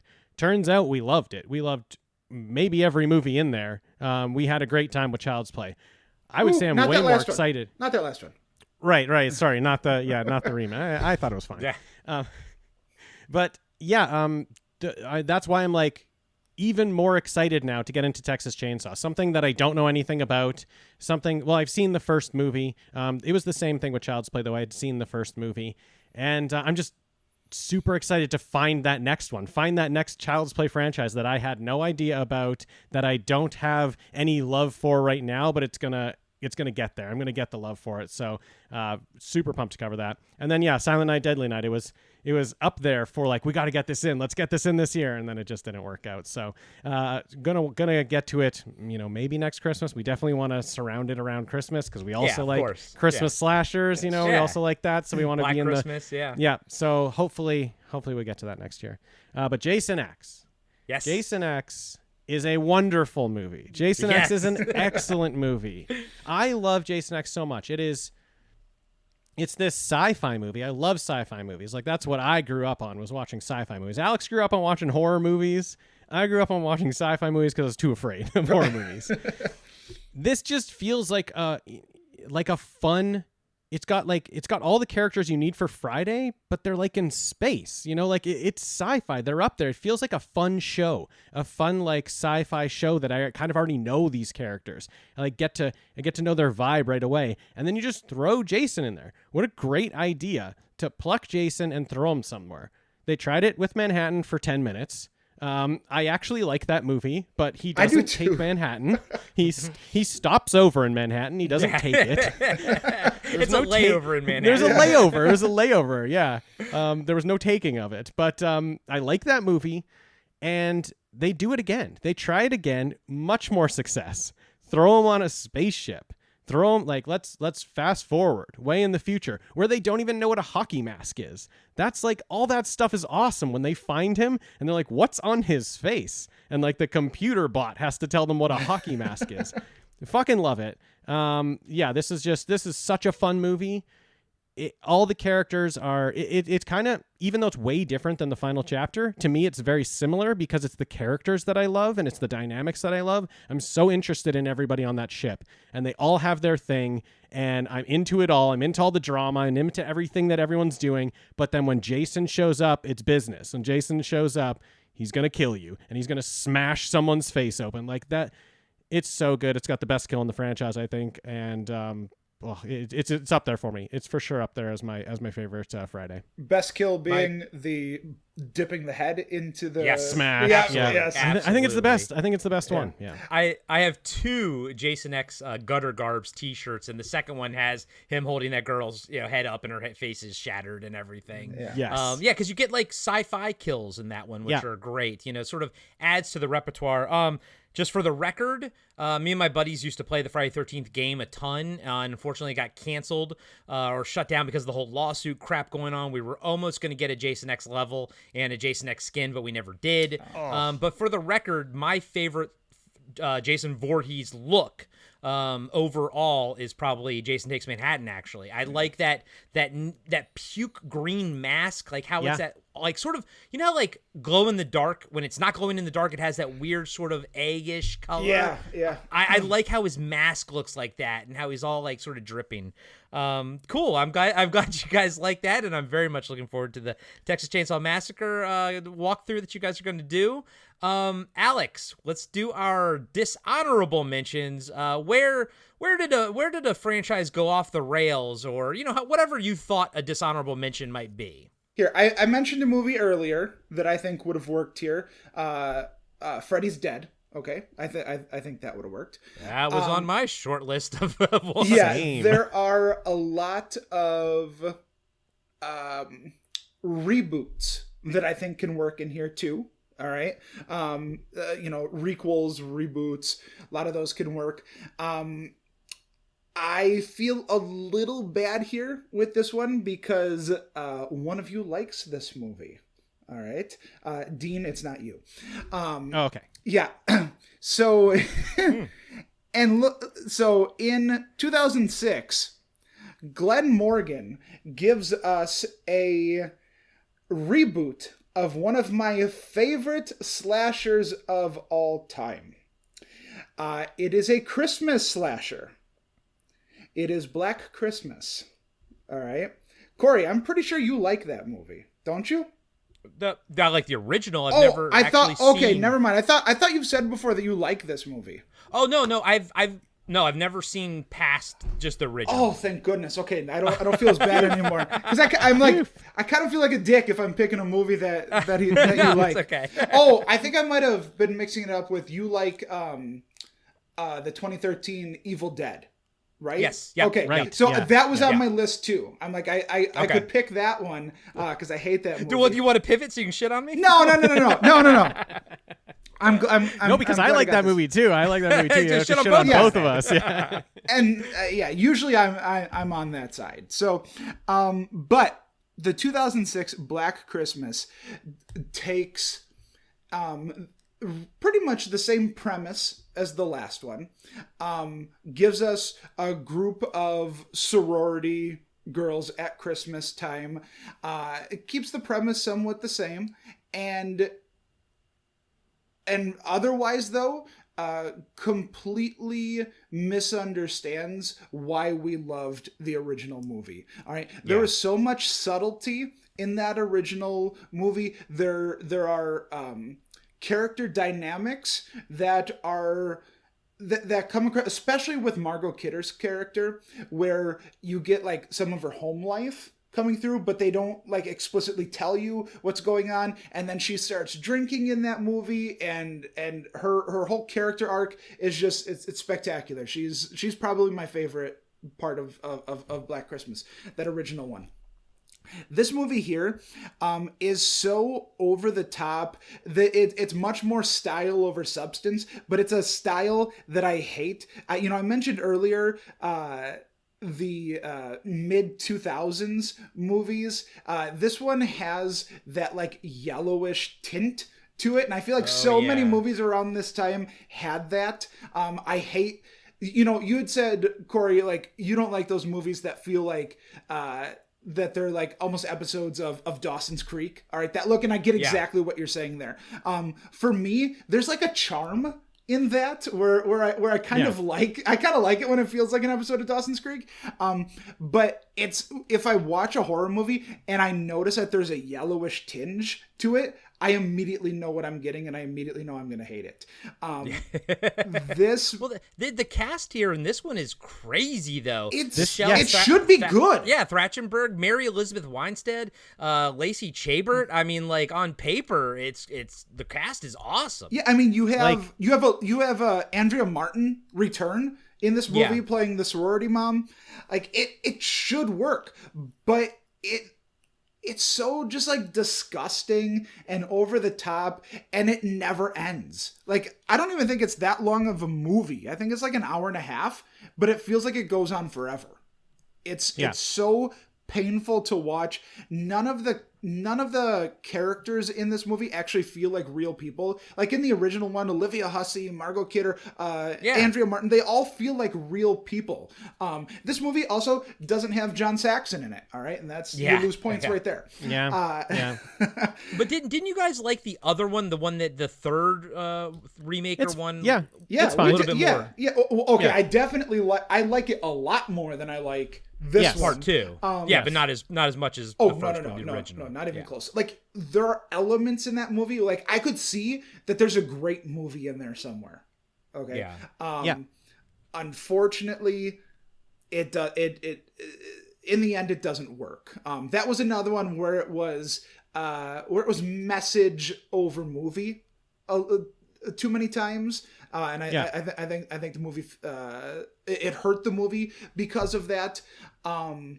It does have maybe I would have to really think about this. My favorite kill in the entire franchise, though. At the beginning of that movie, there is this great kill in the snow, blood coming out, looking like a snow angel, but with blood. I remember you talking about very that. good. Yeah. It's really good. But this movie here, it's a franchise where there's 3 movies and all 3 of them are called Black Christmas. So I can definitively say that Black Christmas sucks. Exactly. The original one, I mean, it's not just one of my favorite horror movies, it's one of my favorite Christmas movies. Yeah. I can just watch. The first one gives me Christmas feels just as much as it entertains me, with the kills and the horror aspect of it. I love the way Bob Clark shoots like light bulbs, like the Christmas lights or those old 70 big thick ones are so good. Listening to your all's discussion of the whole franchise, I in my head was like, I'm never going to watch the middle one. And I remember you guys kind of dug a little bit the third one. So I was like, okay, I'll add that one to my list. But I definitely used your all's podcast and your opinion to be like, I don't know if I ever need to see the one. Now you're kind of solidifying that, Alex. Yeah. I love that you bring up the light bulbs with Bob Clark. And I might have told you this too, but like last year, my wife and I were talking about getting new Christmas lights for the house. And I sent her on a mission, and I'm like, you have to find the Bob Clark Black Christmas Christmas Story style light bulbs. That's what I want on the house. Turns out they're super expensive, so we did not get those this year. Yeah, they were definitely not LEDs, and everything. But all right. Dean, what did you, I mean? And everyone can obviously go and listen to the Return, Revenge, Resurrection episode of the whole Black Christmas franchise. But Dean, what are your thoughts on the second one? Yeah, it's not good. It's and you're the guy that likes everything too. So I was gonna say, I like a lot of stuff, and I like a lot of trash. Like I don't mind stuff that it does seem like it is garbage. And so coming off of Black Christmas, And seeing the cast for the next one, seeing the cast for Black Christmas 2006, I know I can see everybody hates it online. Okay, that's fine. But when I see like Michelle Trachtenberg, I see Lacey Chabert, I see Kate Cassidy, I see Mary Elizabeth Winstead, I can't dislike this movie. It will be impossible for me to dislike this movie. And I hated it. Like, it just... it's bad if Dean doesn't like it. Yes. Like, it totally got it wrong. It totally got wrong what was good about Black Christmas. All you needed to do with that cast for me is just, like, make a movie that was kind of in line, that like kind of understood that you maybe watched the first one. Yeah. Like maybe you actually have seen that movie before and then you made another one. Fine. I would have liked it. I can't believe I didn't like it. I still can't believe I don't like it. But if I don't think I ever want to watch it again. It was not great. A movie that like also doesn't know how to end. Like it just keeps going new. It was like, I think it was an hour and 20 minutes long. You said this, Alex. It's like an hour and 20 minutes long or something. And it's actually like 15 minutes too long. Yes. Like they needed to stop it 15 minutes early. They tacked on an extra ending, I think, just to hit that runtime, and it just makes it even worse. It's one of those movies where everyone hates the other person. And it's so frustrating to watch, especially coming off of the original Black Christmas, where it actually feels like a group of friends. Sorority girls. Yeah, friends. you can be picking on someone, but still like you can tell they're friends. Right. That is not this movie. No, everyone hates each other in this movie. Yeah. Oh boy. Dean, what's your dishonorable mention? Okay. Because I like a lot of movies and franchises. The best ones that are hitting our list are the movies that understand what franchise they're in. They understand the movie they're making, they understand the franchise they're in, and they can capitalize on that. They know that they are a second or third or fourth movie in a franchise, and they get to the core of what people like about it and make the best out of that. If you're in a franchise and you've lost that, you can pivot. You can pivot to something else, and we like that too sometimes. You can take a chance, you can go different in a different direction. Sometimes those directions take you to direct-to-video movies. We cover a lot of direct-to-video movies on our podcast because we cover everything that's in the franchise. And horror movies sometimes end up going direct-to-video. And I was so excited for a franchise to go direct-to-video because it got a little boring for me. And it was a giant miss. And it was the Candyman franchise, and it is Candyman 3: Day of the Dead. Oof. I cannot tell you how excited I was for this movie because Candyman, for the podcast, that was the first time I'd seen it. And I loved it. Man, did I love that movie. That movie fucking rules. So good. We go to the second movie, Farewell to the Flesh. Great name. I love the name of the movie. Yeah. But the movie it's trying to be Candyman, which is so elegant. It's trying to be that, and it just turns out to be boring. One of the worst things for us on the podcast, if you're boring. We don't care if you suck and you're fun, but if you're boring, there's just not much. There's just not much there for you. So they tried to do it. They tried to do Candyman again, and they just didn't have the juice. It was just too boring. So a pivot comes, or at least it should. You're going to direct-to-video. Direct-to-video starring Donna Derrico, which is like a Playmate of the Month in 1995. Yeah. Oh, I know. Yeah, so you're that was peak. That was when I was in high school. I know who she is. Exactly. So you're going. I see that the next movie in the franchise is direct to video, starring a Playmate of the Month. Playmate. This is gonna be great. Let's go, please. I'm so excited. I'm like, they get it. This is fun. They understand that the last movie they tried, but it was boring. Great. We are gonna pivot. We're going direct to video. We are gonna have a fun time. Tony Todd's still in it. Awesome. This is gonna rule. And everybody in that movie takes the movie so seriously. Like, this is like everybody's big break in the movie. And the script is actually not that way. I think the script is funny. I think it's supposed to be funny, and everyone is saying their lines so straight. It is awful. Like, it is... it's so bad. There's one character in the movie, I think Wade Williams, the guy who's in Prison Break. He's like a guard in Prison Break. One guy in the movie knows what movie's in. He's the only one, and his scenes are pretty good because he's being a goofball. Like he understood the assignment. Right. He understood the assignment. He read his line and he's like, okay, I think I understand how to say this. Yeah. But unfortunately, Donna D'Errico did not. Donna D'Errico thought it was her big break. She did not get it, and it was just played dead serious. And it's one of the worst movies we've covered. It's boring. It's painful. It's just boring. So like when we rank the movies, Farewell to the Flesh ranking way above it because it had the chance, it had the opportunity, it just needed to be kind of fun, and it's no fun, and it's even more boring than the second movie. And it dies there. Like there is no other direct-to-video movie after that. I think if you make a fun one, you're getting more. Yeah. What year did you see that come out? 1999. Oh, okay. All right. I don't think I was getting Fangoria at the time. I probably was like looking at a Fangoria when I was like at Barnes & Noble or something, but I think my subscription, I was probably mid-90s is when I quit. But I remember seeing, images of this one in, Fangoria.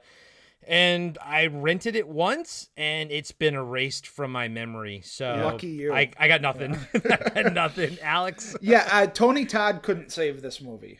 Yeah, no. It was horrible. Dean is exactly right.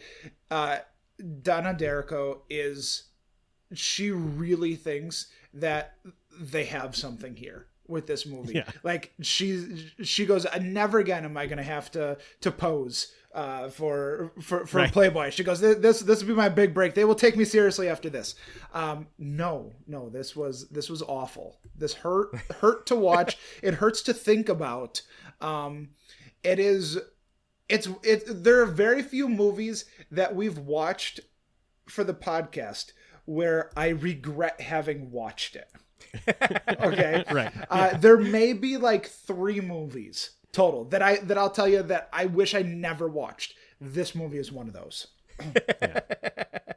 Well, it sucks too because like, and maybe you guys mentioned it on the show, or maybe we talked about it offline. I can't remember, but like, I mean, it was before A24 came out, was around or whatever. But the first, Candyman, it's like an elevated horror film, and it's so good. It's like next level good. It's one of those things where it's like, it's better than it has any right to ever be, because it should have just been a horror movie, but it's great. And then to get to that third one, I mean, like I said, I've seen all 3 of them. I barely remember 2. Maybe I saw it twice. Because at the end of the day, it's like, you and your friends, if you're going to rent a Candyman movie and you've already seen 2 and 3, you're just going to rent part 1 again. Right. You're never going to rent part 3 ever again, and maybe you'll rent part 2. Yeah. But you'll always just rent part 1, Yeah.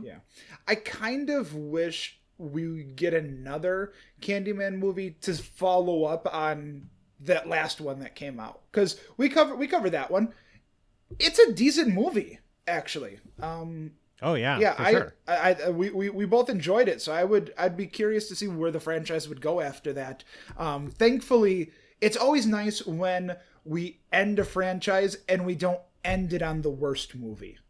Yeah, definitely. Yeah, no, I agree with that. That's nice. That is nice.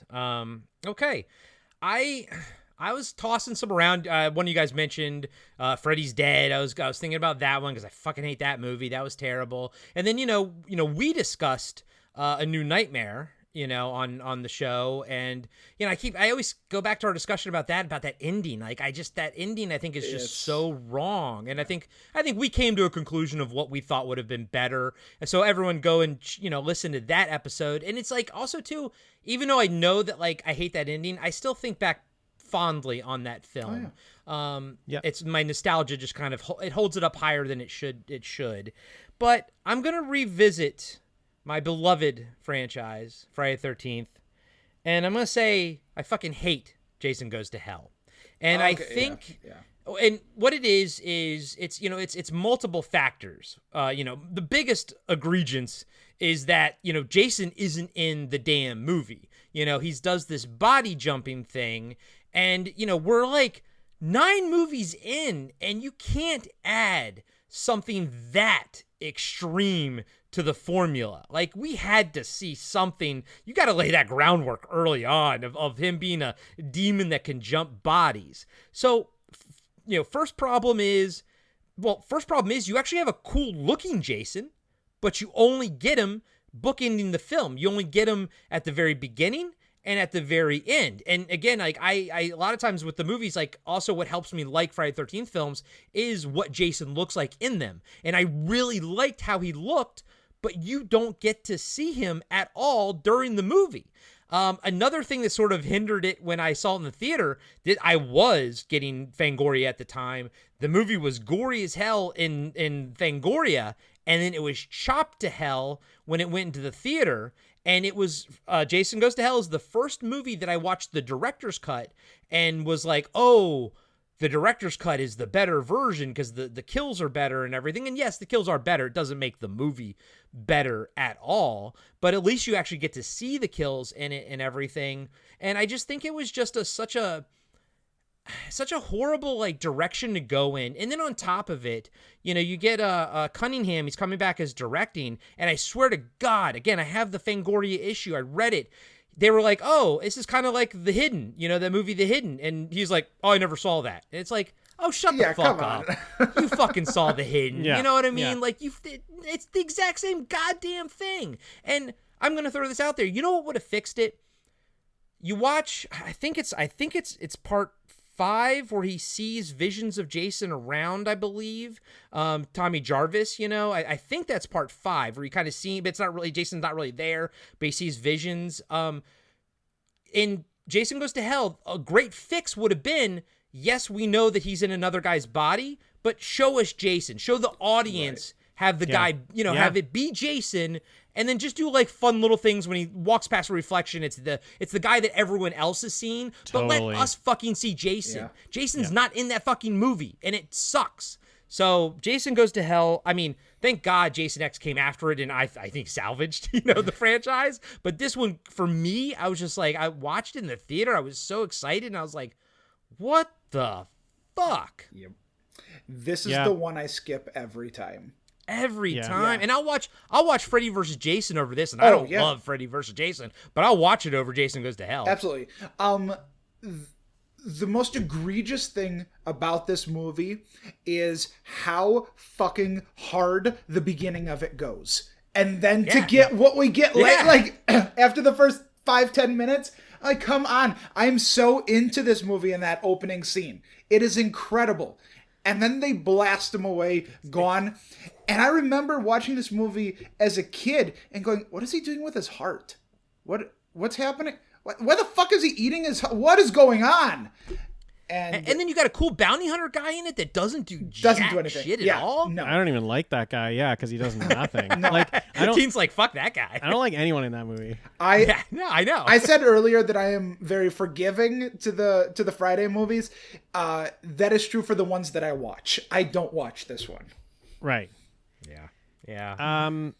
I give it a shot every time. Every time I get to it, I throw it in and I watch it. And I'm like, this time it will be okay. Because I am forgiving for the franchise, and I've done it. I've watched 8 movies up to that point or whatever, right? So I'm like, okay, yeah, it'll be fine. And I don't like anything about it, well, except for that opening. That was what I was going to say. It's like they had idea for a cool opening and just wrote themselves into a corner and then didn't take the time to figure out how to get out of there. They just did like whatever the first or second draft was after that.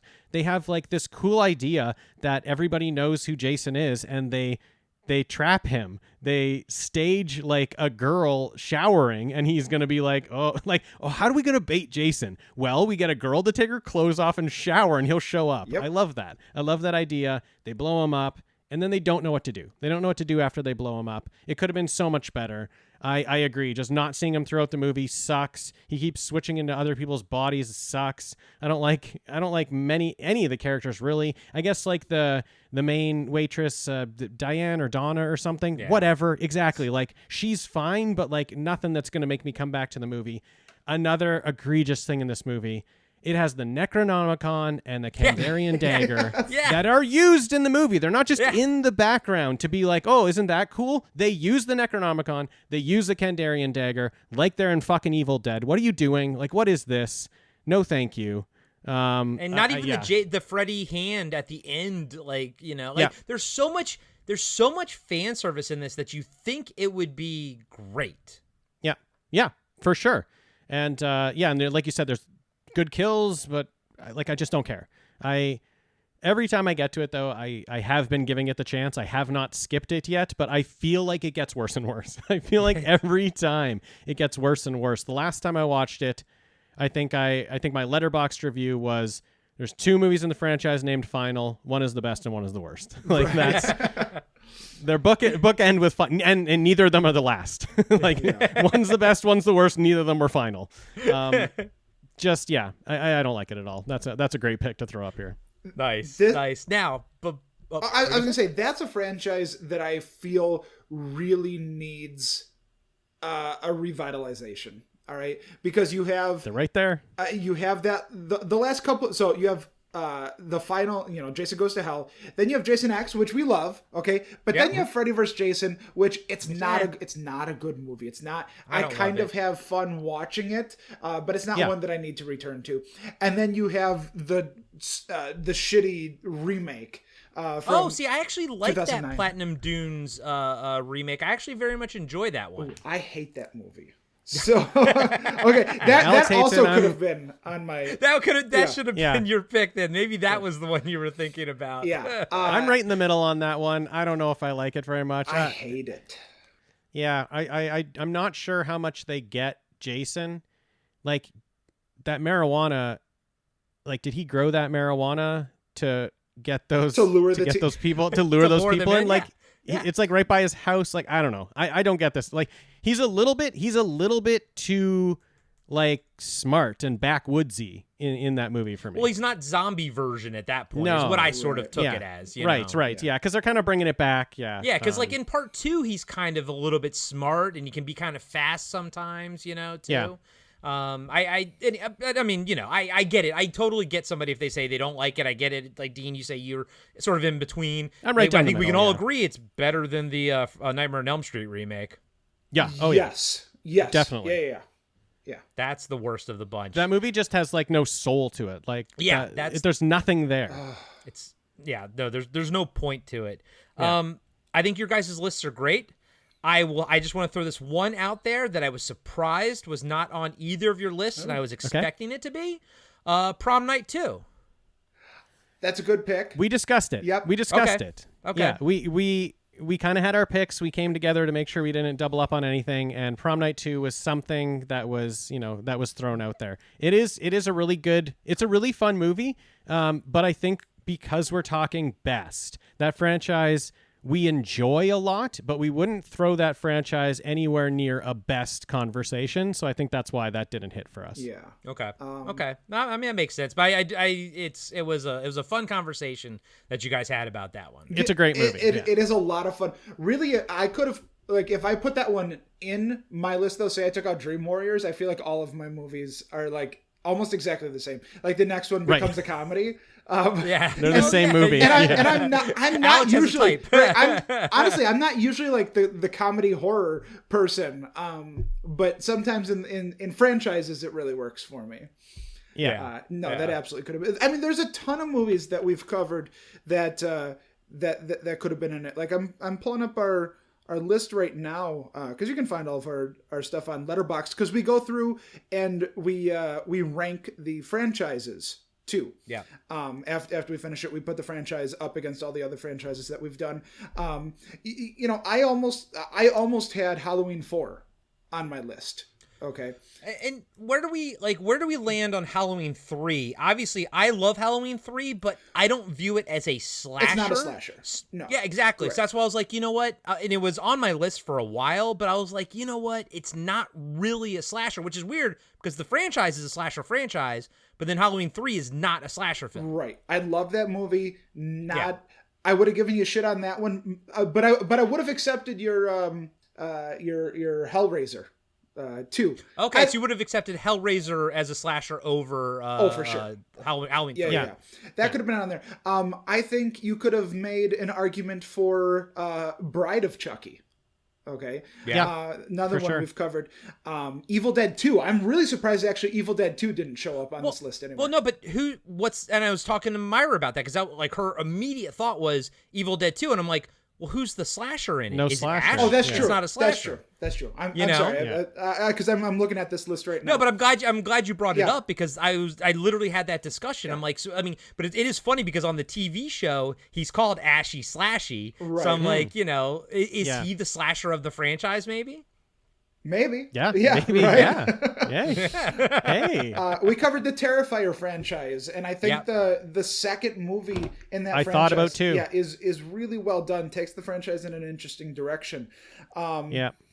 Let's see, what else have we covered in here that we haven't talked about yet. I mean, really, there's a couple of franchises that I think really encapsulate like what you can get from sequels in horror movies.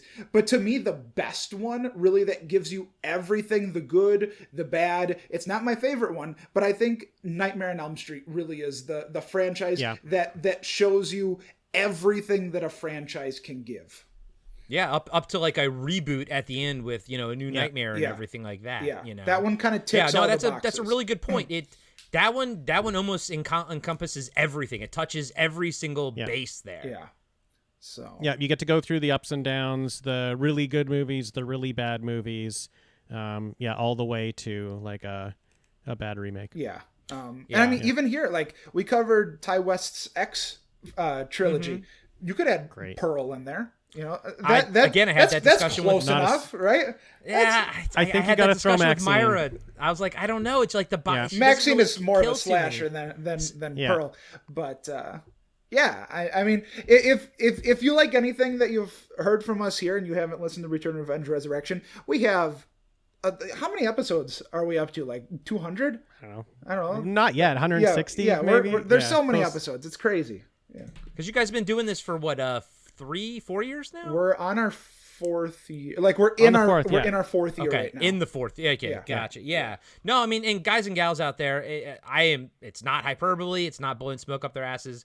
Return, Revenge, Resurrection is my favorite horror podcast. And the nice thing is you can kind of jump in on whatever franchise, you know, you think is fun, whichever one you like, jump in there and then just go, you know, cherry pick the ones you like and everything. And I'll have, you know, links in the show notes to their Instagram, to their Letterboxd. Go make sure you follow them on Letterboxd as well. And of course, you know, to all the podcatchers and stuff like that. But it's a great show, guys. It's always a lot of fun. I learn a lot from that show. Just also too, because like, you know, you guys have such good discussions about things. And like I said, I like how where Dean's coming from, but just because Dean is new to the horror genre doesn't mean he doesn't have anything to say. Like all of your conversations are very thoughtful and I like where they're coming from. And I like, you know, Alex, I like what you're bringing to the table too. You have a lifelong love of the horror genre and everything. And it's a lot of fun. So please, guys and gals, go check them out. If you like the show, if you like what they're doing, please leave a 5-star review on Spotify,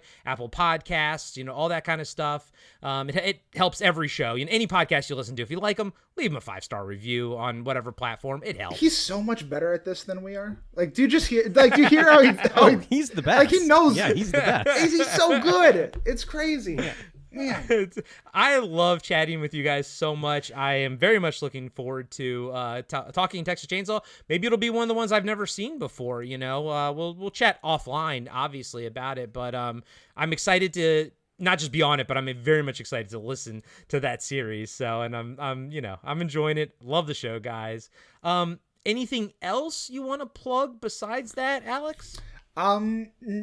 Okay, so there is actually one thing that I want to bring up here, and give me just a sec while I pull it up because I feel bad. I should have the name here, and unfortunately I don't right now. Here we go. So I listened to a podcast the other day.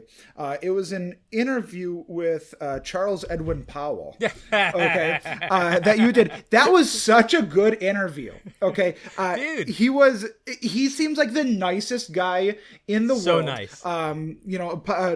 Interviews After Dark. The episode came out just last week, and. Yeah. Well, depending on when this comes up. When we're talking, it was last week.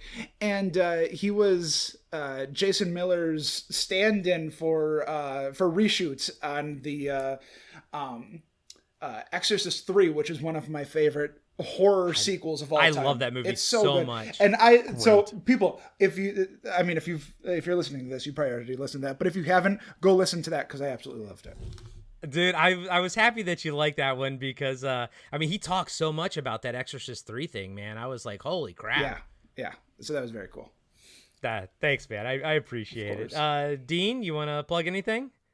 No, just our show. Just our episodes come out on Thursday. So, like Corey said, just find a franchise that you've seen and you like. Maybe jump into those first. We get a lot of people. That's how they listen. They just jump in and out for franchises. It works really well. We also have wrap-up episodes at the end of every franchise where we just talk about the entire franchise. So a lot of people just listen to those. If it's a franchise that they haven't seen before, they'll just skip right to the wrap-ups and they'll get kind of the general vibe of the franchise. So just check us out. Yeah, well, like I said, I'll have everything in the show notes. So please go check them out. And thank you guys so much for being on the show. Really, really love chatting with you. Always love chatting with both of you guys. Thanks for finally letting me in. Jeez. Yeah, maybe we'll have you on again. Yeah, we'll see how it goes. We'll test it with the maybe audience. Zach will actually talk to you. Yeah, I noticed he's not here. Interesting. Yeah. Yes, Zach is actually in Japan right now. Oh, so he booked a trip to Japan so he doesn't have to see me. Yeah. Halfway across the world so he didn't have to talk to you. All right, guys. And as always, we'll catch you on the dark side.